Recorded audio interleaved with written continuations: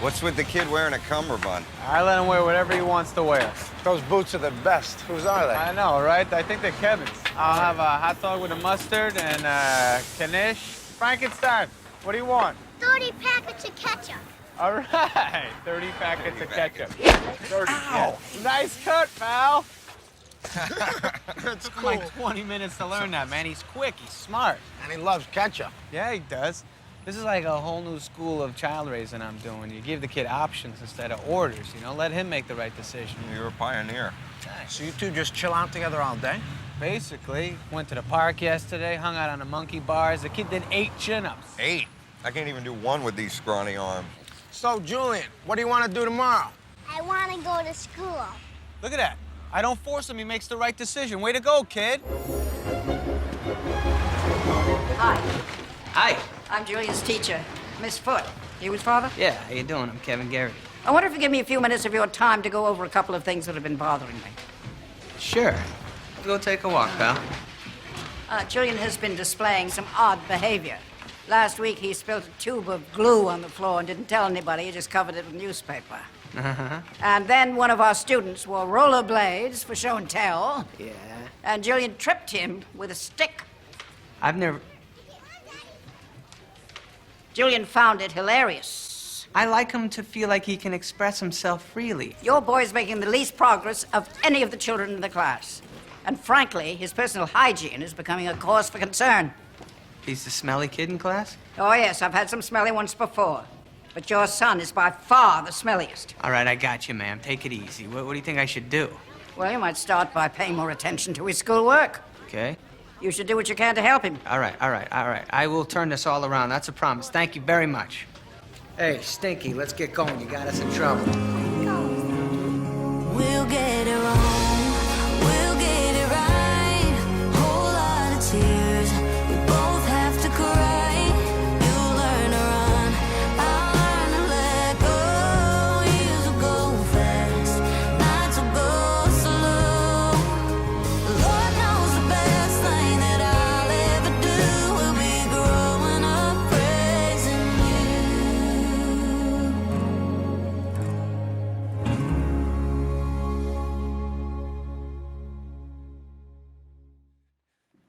Come on, Stinky, you got us in trouble. Who got who in trouble? Just a thought. You know, it's a funny movie. I like to laugh. I like to joke. I like to watch movies like that, but you can't turn to Hollywood to see how to parent. It's never going to work. That's a funny look at a parenting philosophy. If you really get down to it, it should break your heart.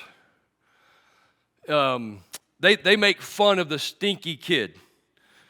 A few years ago, I read a book. If you've never read it, I encourage you to get it. It's a 3-part series. The first one is called A Boy Called It, or A Boy Named It. I might have it wrong, something like that.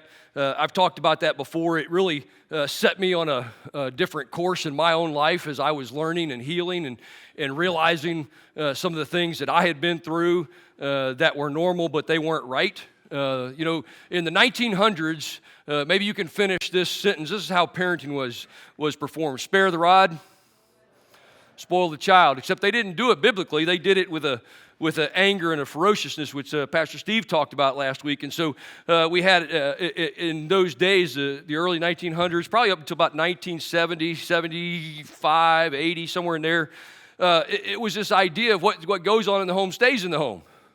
How you raise your kids is your business. If you've never read that book, I'll clue you in. This little boy had been abused pretty much his entire life by his mom. He was one of 3 siblings. She didn't abuse the other ones until they took him out of the home. But the day they took him out of the home, there were so many warning signs. But the day they took him out of the home, he showed up at school, and there was no skin on his arms from the elbows down. And you think, how can that be? You got to understand, in those days, what went on in the home stayed in the home. And child abuse was an acceptable form of parenting. We call it spare the rod, spoil the child. We called it discipline, but it wasn't discipline. It was corporal punishment. And they pulled him out of the home because he had no skin, because she made him put his arms in raw bleach up to the elbows for several hours. And so when he went to school, he didn't even realize that he was in that much pain, but he literally had no skin on his arms from the elbows down. And I got to thinking about my own life, and I got to thinking about people that I probably did some bad things to in school, cover up my own pain. And I got to thinking about the Smelly Kids. And I got to thinking about those Smelly Kids had things in their lives that we had no idea what were. It's funny in a movie, but it's not funny in real life. In the 1900s, the early 1900s, that was parenting. And then we had this pendulum swing somewhere between 1970 and 1980 something. We went from spare the rod, spoil the child to everybody gets a participation trophy. Right? Everybody gets a trophy. You get a trophy for showing up. You know, be careful. What is an E in grading? Yeah, my grandson shared with me the other day that he got an E. He was on track to get an E, and I said, "What's an E?" And he goes, "Well, I didn't turn any of my homework. I mean, you got an F." No, we don't get Fs anymore. We got an E. What? I mean, come on. You got to put something in to get something out, right? I mean, you either do it. What's an A today? Anybody care to guess? It's like 88 to 100 is an A. What? No, some places is 90. There's others, it's 88 to 100. You know what an F is? Non-existent. Because everybody gets a participation trophy. You know what happens when that kid goes to work with that same mentality, that same work ethic, that same environment? They get fired. They don't get a paycheck. They get fired and they go away. But here's the problem in America. They get a paycheck. You know who pays their check? You do. It's called taxes. And it's because everybody gets a trophy. You don't have to do anything in this world. I'm going to get off on a soapbox here in a second, but there are people today that are sitting at home and are making $55,000 doing nothing. And if that don't cause the blood inside of you to boil because you're working hard to make a living and make a life better for yourself, there are people today sitting at home making $55,000 doing nothing. You know why? Because we swung the other way and said, everybody gets a trophy. I mean, honestly, I go to Krispy Kreme every Sunday morning. It shows. But I go to Krispy Kreme every Sunday morning, and I buy 5 dozen donuts for our servants here. You know why? Because we couldn't afford them. I can pay them with donuts, and they are happy. But I go to Krispy Kreme every Sunday morning. I buy 5 dozen donuts, and the manager waits on me every Sunday morning. The manager. I'm like, where are your employees? They don't want to come to work.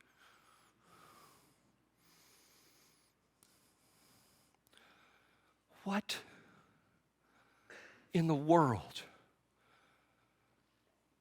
So somewhere we went from this spare the rod, spoil the child, which is wrong. When it's not done biblically, it's wrong.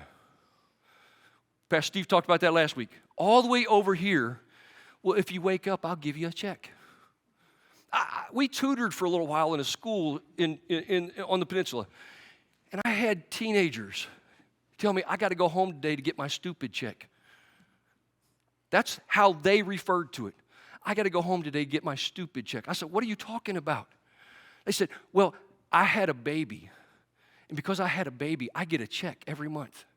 We call it the stupid check. I can be stupid and get paid every single month. And that's what they called it. You know what happened when we started, and I'm getting way off. You know what happened when we started training these kids how to do problems in school? They lit up. They believed in themselves. They understood that they could be more than a stupid check that showed up once a month if we would just train them.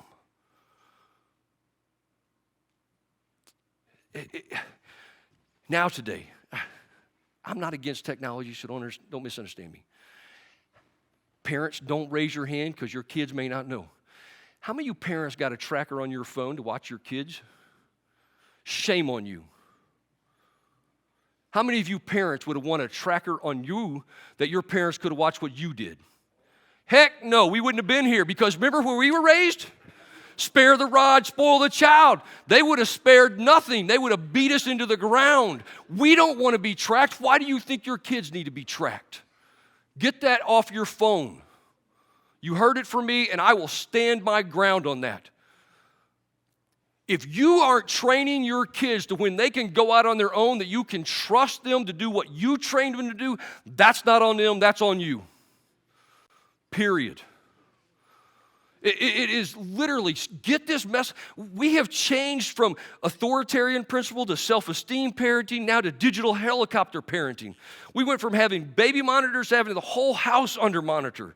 We went from weekly emails we went from progress reports to where you get a weekly email of how your kid's doing on their grades and on their tests and on their projects. You know what you're doing? You're creating dependence instead of independence.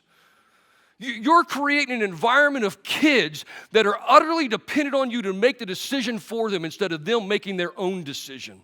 That's why kids won't get up and go to work, because they know if they don't go to work, they can live in your basement and you'll still pay all the bills. I mean, it's just reality.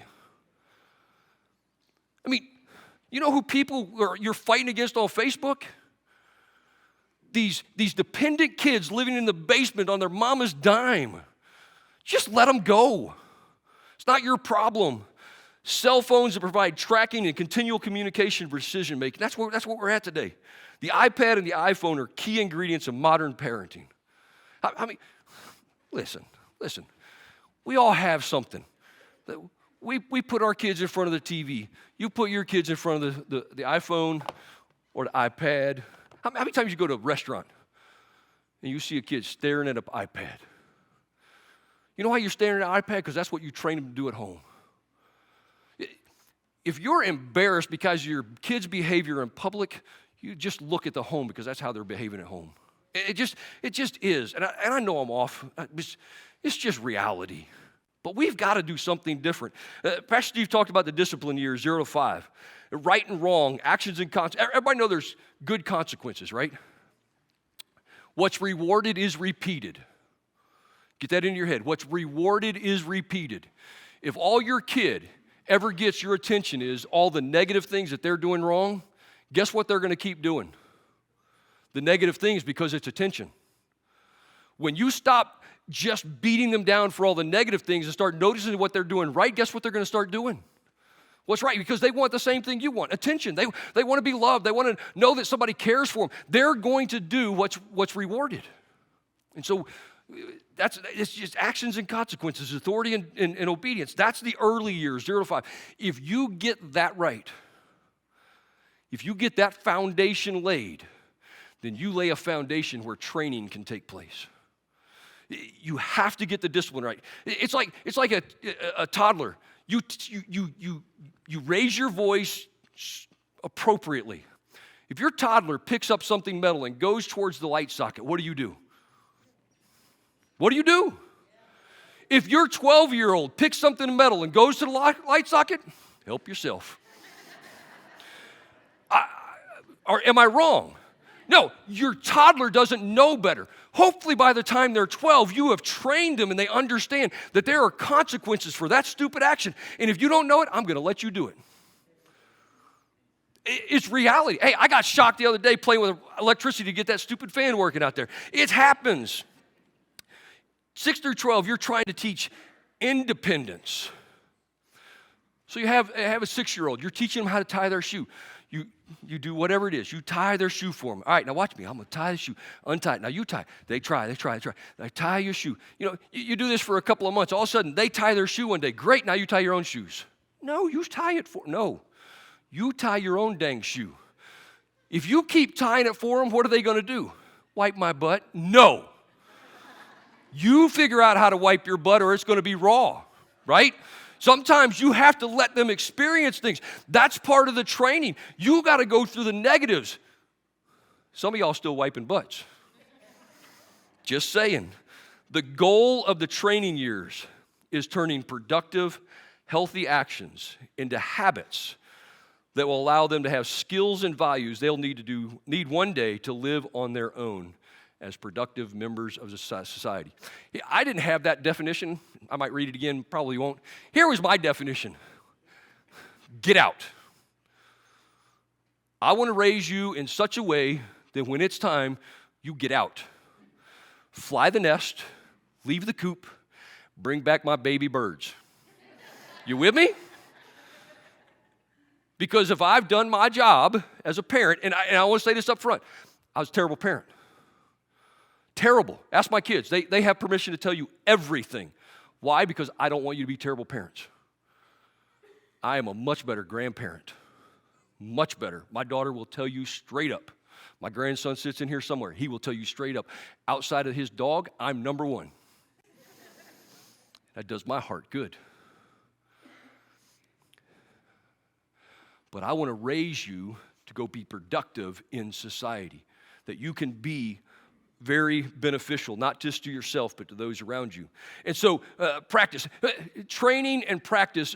Practice is really just training, right? You just, practice makes, no it doesn't. No it doesn't.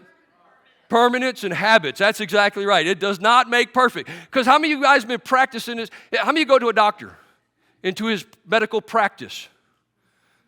How many of you walk out of there as sick as when you walked in? If practice makes perfect, you wouldn't walk out of there sick. You with me?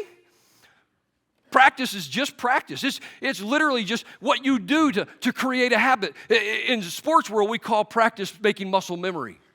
And so I played baseball from second grade through high school. And so I was terrible from second grade through probably 10th grade, 9th grade, the end of 10th, somewhere in 9th and 10. I started actually, you know what I learned to do second through 9th grade? Juggle. Because I sat on a bench a whole lot. So I learned to juggle. But you know what I was learning when I was juggling? Hand-eye coordination. Didn't realize it, right? So practice makes practice, creates habits. And so what I learned is how to swing a bat. So when I learned how to, when I started, I still don't know how to golf. How many practice golfing? How many perfected it? Get a hole in one every time? Anybody? Yeah, no. Say, practice don't make perfect. But what it does is create a habit. And so I bought this golf club. I realized I need trainers in my life. Anybody with me? You need somebody to help you learn life? So I have this golf club that's broken. Like people pick it up and they're like, what the heck is this? So it's got a U-joint in it.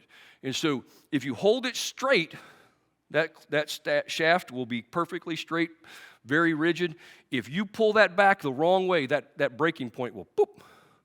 You have to start all over again. Pull it back, boop, start all over again. Eventually, you learn how to pull that club back, and it'll stay straight all the way up. And then you get up here and forget what you're doing and hit you in the head. Poof, that only happens a couple of times. And you realize I have to pull that club back a certain way. And the whole time, you're teaching your body, you're teaching your muscles how to swing that club. And then when you get it right, you can go all the way down and through the ball and drive that ball as far as any other club in your bag. But what you do is you create muscle memory in your body so that when you go, you see, practice is just practice. So that when real life comes along, you can do the right thing. So when I get up on the first tee, I get up there, I practice with my club because I do that a couple of times every time I go out. I get up with my driver and I pull it back and I whack it. It goes right down the fairway. I wish that was true. But you hope it is. I hit more down the fairway than I used to. So practice doesn't make perfect. It does make permanence, and it creates habits in our life. And so we need to teach our kids how to practice at home, not in public. I have this statement. If the kid don't know how to play on the ball field, it's because you didn't teach them right on the practice field. If they're embarrassing you out there, instead of screaming and hollering at them, look at yourself in the mirror and take them back to the practice field, because practice is for what happens on the ball field. We just need to do that. So Ephesians chapter 6, verses 2 through 4 says this: honor your father and your mother. And we won't have time to get in real in depth in that first part, but the honor your father and your mother is a keystone principle. What's a keystone principle? If you get that one down, so many other things will just flow naturally from it. If you can teach them. How many of you grew up calling your mom and dad and more senior people in your life, yes, ma'am, no, ma'am, yes, sir, no, sir. And we got to this, everybody gets a trophy phrase. Don't call me that. I ain't that old. You know what you're teaching them? Dishonor. You can say that's old-fashioned. No, it's biblical. If you teach your kids to say yes, ma'am, and no, ma'am, yes, sir, and no, sir, and mean it, If you train them, if you teach them, when they go down in public and they have a face-to-face with a boss and they're very polite and they're, like the other day, I got pulled over by a cop. All right, I'm going to hey, I'll tell you anything. So how do you know a few years ago they made it illegal for cops to pull you over for an expired inspection sticker or lights? That's not true anymore. Ask me how I know. I got pulled over. I wasn't speeding. I wasn't doing anything wrong. But I made a decision to test that theory. And Kelly, none of my cars are inspected right. Kelly's car was due in December. I watched him in the mirror. He slammed on his brakes. We were doing 55. He slammed on his brakes, but he had to go way up about a half a mile. And I saw him turn around. I thought, well, what's he turning? He's got to be the trucker. I ain't doing nothing wrong. Nope, it was me. He pulled me over. He said, you got license and registration? I said, yes, sir. I already had my license out. Kelly was looking for registration. He handed it to him, and he goes, pulled you over for that. I thought, well, that's impossible because that's illegal. He gave me a ticket. I thought, no problem. I'll just go to court and pull up the statutes and say, see, you can't pull me over. I didn't do anything wrong. They changed it. Fair warning, get your cars inspected. Training. But the way I approached that officer was, yes, sir. No, sir. That was natural to me. That was normal to me. That's why I talk to people. I wish we'd get back into the environment where we stood up when women entered the room to show honor to them. Get back to where we opened doors for them, to where we honored them. Why? Because it is more than just that. It creates a respectful society that will do the right thing regardless of anything else. It's a foundational keystone principle. Honor your father and your mother, which is the first commandment with a promise. Think about this. God gave us a promise with that. If you will honor, if you will demonstrate honor, here's what it says. So that it may go well with you and that you may enjoy long life on the earth. You want to have a joy-filled life? Practice honor first and foremost. Then he goes, fathers, guys, listen up. Do not exasperate your children. Instead, bring them up in the discipline and instruction of the Lord. And so he gives us a contrast. We can exasperate our children, or we can bring them up with discipline and instruction. Training, that's the word training where it says discipline. It's corrective training. Exasperation is something no loving parent would ever do intentionally, but we all do it unintentionally all the time. You ever take your kid out in public and you tell them, you better be on your best behavior, but you let them run wild at home? They just do what they want. They rule the roost. They go trash room after room after room after room, and you go behind them and clean up room after room after room, and you take them out in public, and you go to a restaurant, and they're standing on the chair, they're standing on the table, they're throwing things around, and you're frustrated, and you scream, and you holler, and you belittle them, and they're exasperated. But they're doing exactly what you trained them to do at home. That's exasperation. Your kids in public are a reflection of their home life. I can remember making this bad mistake. I'd tell my kids all the time, better not embarrass me in public. It ain't about you, it's about them. It is not about your pride. It is not about your reputation. It is not about anything but raising a child to be productive in society, and you got to practice that at home.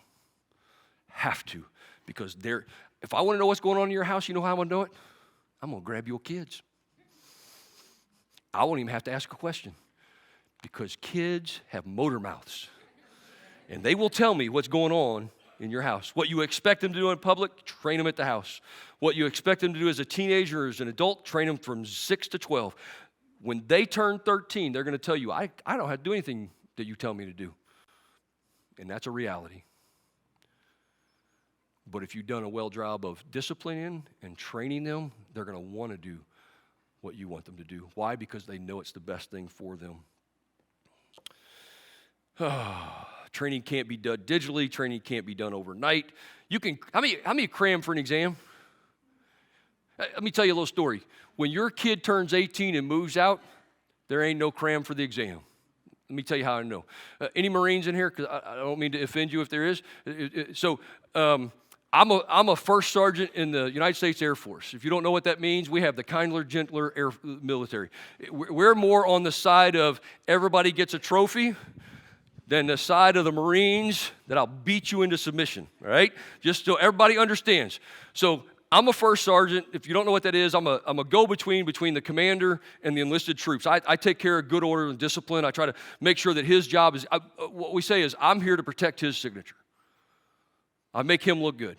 How do I make him look good? By making sure the troops are taken care of well. That's the Air Force model. And so I had this sergeant major, a command sergeant major, you're E9, whatever that is. Remember, I'm in the Air Force. I don't care what your rank is. We all get a trophy. And this is my squadron. I am only outranked by the commander. Even if you outrank me in rank, I'm only outranked by the commander. This guy comes in angry, banging on my door, screaming at me. And I'm like, I can't use the words I used, but I'm like, what do you want? Who are you and what do you want? Well, I'm blah, blah, blah, blah, blah. I said, good. What do you want? I didn't stand up. I'm like, you're going to come in here like that? This is my office. Whatever. I'm so-and-so. I said, okay, good. What do you want? Well, you're kicking my son out of the Air Force. I said, so who's your son? So he tells me. I said, my first words, your son's a pathological liar. He's got to go. He changed his entire tune. Sat down in my chair without being invited to, it might add, sat down and said, well, we had that problem at home. And I looked at him.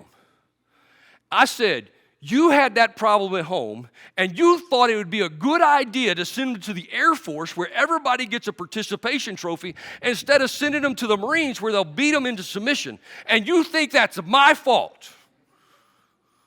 Well, you can't talk to me that way. I said, I sure can. This is my office.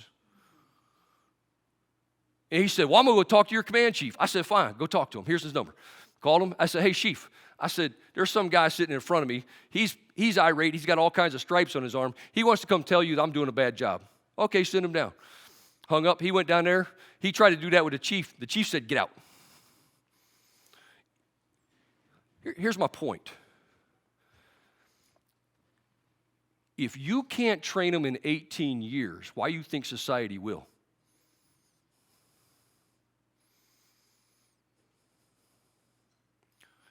He knew his son was a pathological liar, and he couldn't do anything about it. My guess is he never got out of the discipline years and put his thumb on his son, thinking that's going to make him change. Instead of moving from a discipline mindset to a training mindset to what Pastor Steve, I believe, will talk about next week, to a coaching mindset, so when they turn 18 and they go out in society, they know exactly what to do. You see, so many kids, man, there's so many stories I could tell you. So many kids walk out of the home so defeated, they think they're going to do whatever they want. And it just isn't that way. It says, train up a child in the way they should go, and when they're old, they'll not depart. It's not a promise. It's a principle. There is no place in Scripture that says, if you do this, then this will always happen. That's just not, it's a principle. Helping our kids gain the skills and values they need to succeed is what training years are all about. Another kid coming in the Air Force. I got to be real quick because I'm going to run out of time. Another kid came in the Air Force, and he came from that disciplined environment, and he took a stand. I'm not brushing my teeth. I'm not washing my body. I'm not washing my clothes. I'm not shining my boots, which don't mean anything to you, but if you're in the military, you understand that one. I'm not, and you can't make me. I can't, but you ain't getting a paycheck either. Bye.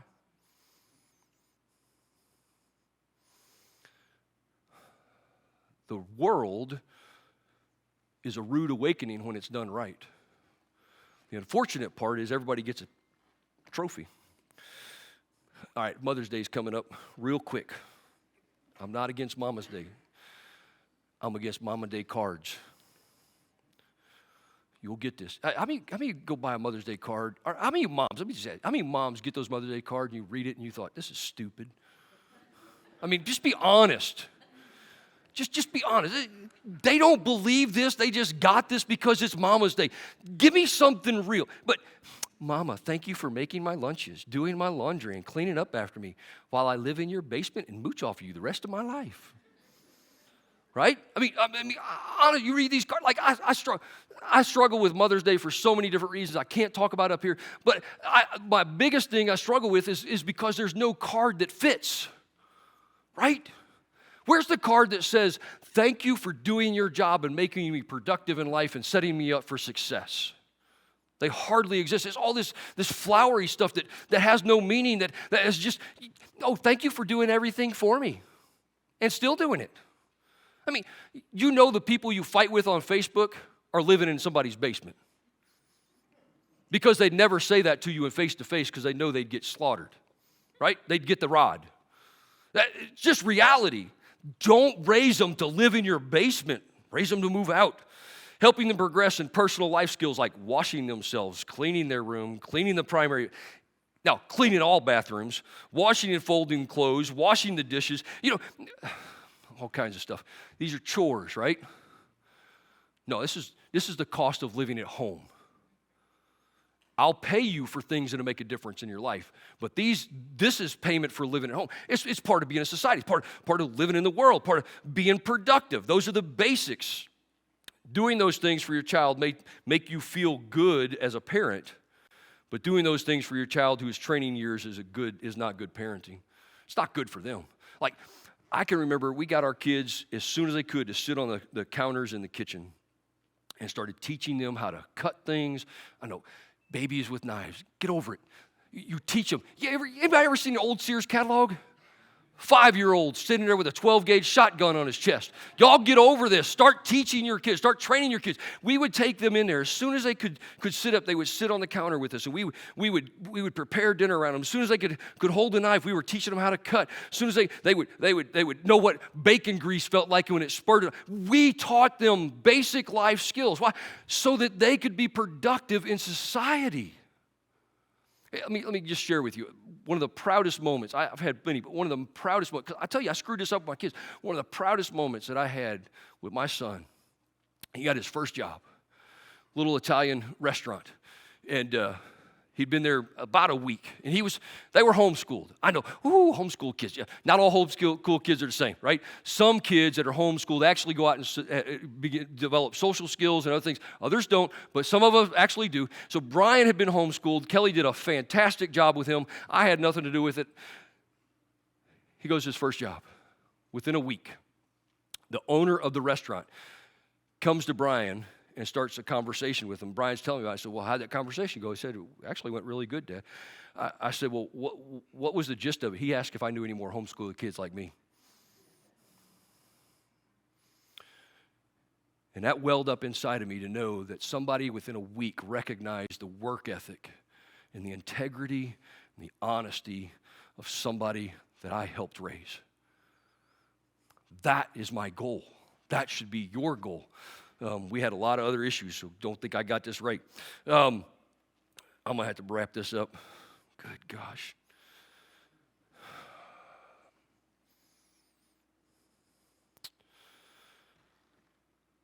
How you train your children to treat you will have a direct impact on how your children treat others throughout their life. How you train your children to treat you. If you train them through fear-based discipline, they will never treat anybody with respect. They'll fear them, but they won't treat them with respect. If you raise them to honor you and honor their mother, honor their father, honor their siblings,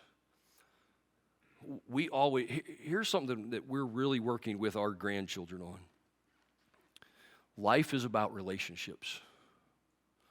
And the way you treat others, the way you treat each other, tells somebody what's inside of you. And so what we're trying to do is to instill a principle in them that they're to love themselves, just like the scriptures say, so that they can love others, to honor, and to cherish. Why? So that their days may be long. Oh my gosh. Listen, It's never going to be about you when it comes to your kids. It's always going to be about your kids. Even when they're grown, like Pastor Steve talked about last week, even when they're grown, I think one of the greatest connections that you can have with your kids is that when they don't have to be, they want to be friends with you. It all depends on what you do in these early years. Here's something to think about. God gave us free will. He could have made us just to love him, right? Because he's God. But he said, that wouldn't be love. He said, I gave you free will so that you can choose to love me. And he is doing everything in his power to train us into that. And when we choose to love him, can you imagine the pride that swells up within him? Not the fleshly pride, just the pride of knowing that what he's doing is working. If we can follow that in our lives with our kids, the best thing, I'm telling you, the best thing you can have as a parent. Yesterday afternoon, my son and my daughter-in-law came over to the house, and they initiated. They said, do you guys want to go for dinner? I'm telling you, there's nothing greater than that. Let's pray. Father, we love you, and we praise you, and we thank you. Thank you that you love us enough to train us, that when we look back over our lives, we can see you at work throughout our life. Even before we knew you were there, we can just see you. That you loved us so much to guide us and direct our paths, to teach us, to discipline us when necessary, but ultimately to train us to love you in such a way that we can love all those you put in our path. And we praise you in Christ's name. Amen.